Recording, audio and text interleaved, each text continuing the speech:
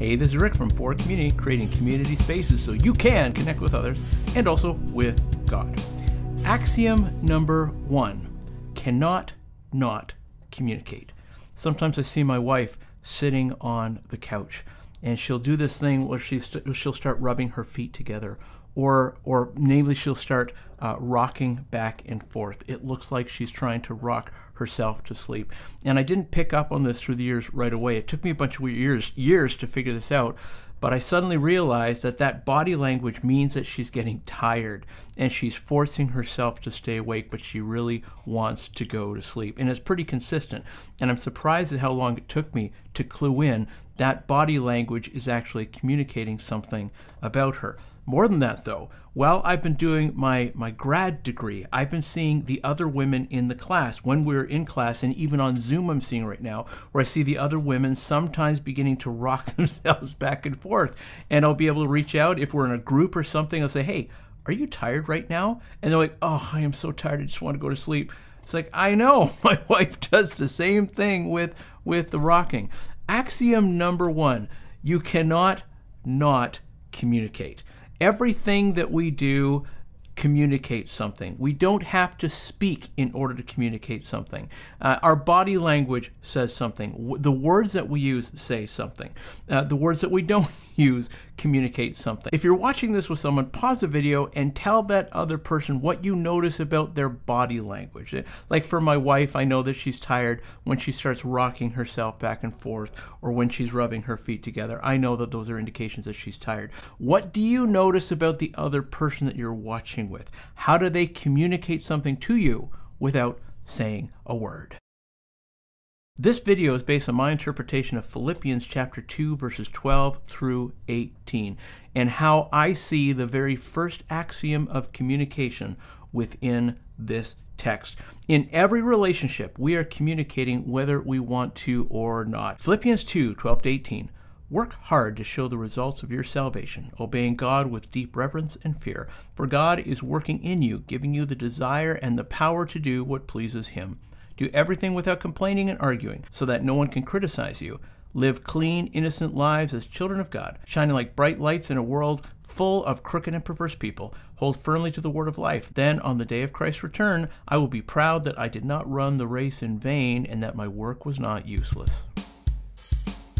Hey kids, keep your eyes on the background for all the cool characters you'll see. And don't forget to watch this week's episode of Connect HQ.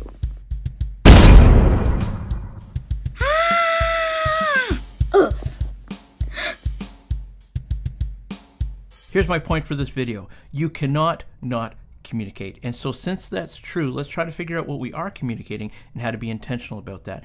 In this text, one of the concerns is that the activity of the Jesus followers is communicating something to those who are not following Jesus. Whether we like it or not, if we're following Jesus and the people around us know it, we are communicating something to them. But it's typically not good stuff. They're not receiving the stuff that we would like to communicate. We're communicating stuff to them that we would prefer not to be communicated. In this text, Paul tells us 3 things that will help us become aware of what it is we're communicating to other people when we're not communicating. To start us off, let's get our heads into this idea. You and God are partners. If you are a Jesus follower, you and God are partners. The text actually says, work hard to show the results of your salvation, obeying God with deep reverence and fear, for God is working in you, giving you the desire and the power to do what pleases Him. When I'm working with couples, I need to be very careful about the perceived workload. In my work, I tend to start with the person who is the withdrawer, and that can do 2 things. It can make the pursuer feel like they're being ignored, or it can make the withdrawer feel like they're doing all of the work. In truth, though, they're both sharing the workload, but their workload looks very different. If they understood the work that each other were doing, they probably wouldn't be in therapy. As I read this, this is how I'm interpreting this. For Jesus followers, it may seem like the Jesus followers are doing all the work. It may seem like you are doing all of the work. It may seem so hard to follow Jesus. And where is God in all of this effort that I'm putting in to my Jesus following effort here. Our focus can be so on our own personal sacrifice, and we can start thinking, now wait a minute, where is God in all of this? Our focus can be so totally on our personal sacrifice and our work that we totally forget what God's work is in the relationship that we have with Him. God's not sharing our workload. He's got a lot more work than us. His workload is so much more. We just don't understand it all. He died. He rose again. He's with us all the time. However, He leaves our choices up to us. And this is where our work comes in. The text says that He's helping to clean up our desires so that we stop self-harming or we stop harming others and we start desiring things that are healthy. But that choice is left up to us. And unfortunately, that choice sometimes feels like a whole lot of work, and it feels like we're alone in this. The work of following Jesus isn't a one-way street starting from you and going to God.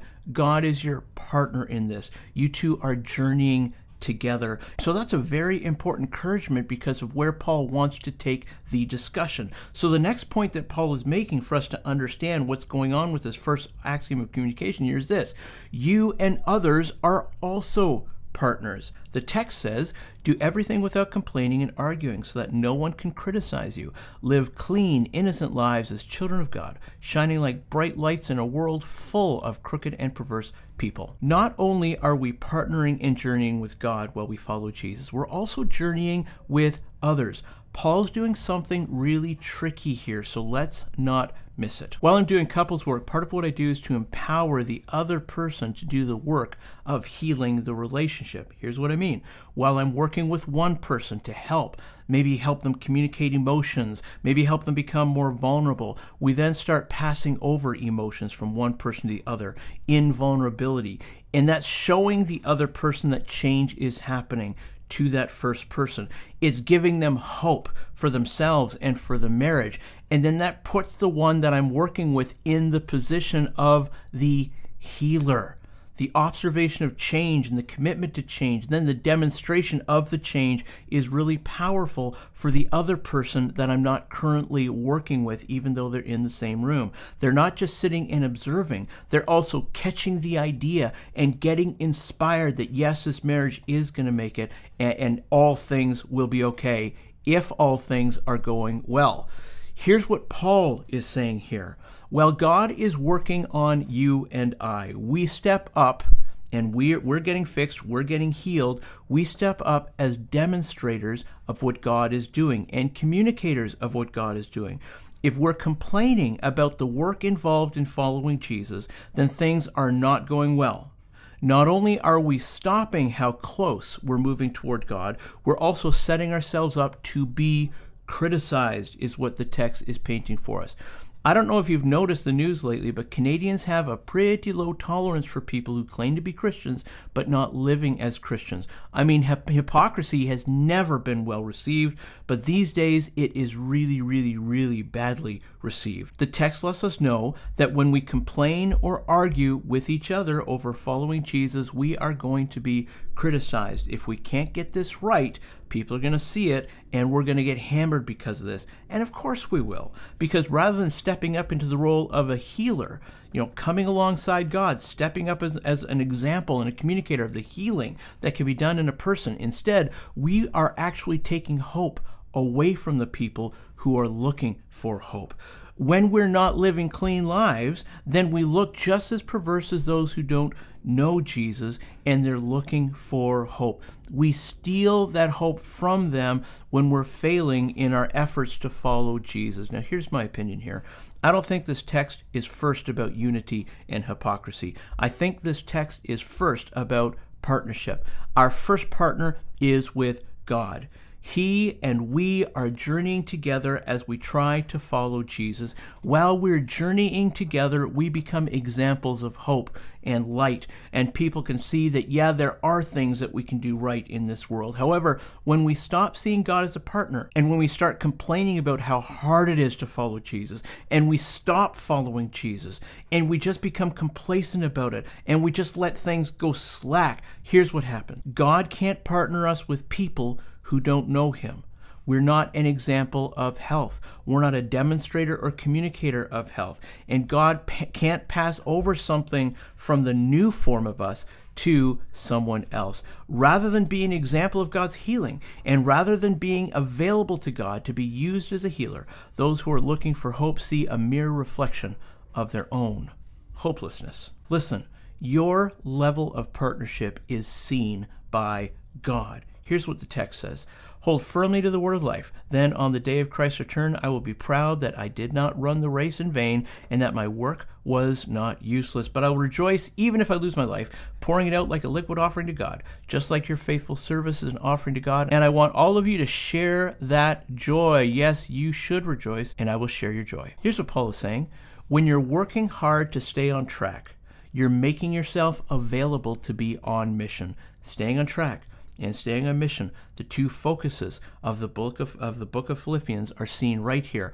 When we're staying on track, that complements us being on mission. When we're being on mission, that complements us being on track. If you are not working hard to stay on track, then you're not available to be on mission because you'd simply cause harm. I mean, it's not a perfect world. We don't have to get this perfectly correct, but we do have to get it where it counts, and here's where it counts. When we come back to Jesus, we say, Jesus, where does this really count? Where do we have to get it right? Jesus comes back to us and says, the greatest commandment is this: love God and love others. Love God. Yes, it can be a tough go when you commit yourself to following Jesus. Love others. Yes, loving other people is really hard when you're still working on yourself and when you're still in need of love too. This is where it counts. Hold firmly to your commitment to love God first. And as you do that, you'll be able to love others too. You cannot not communicate.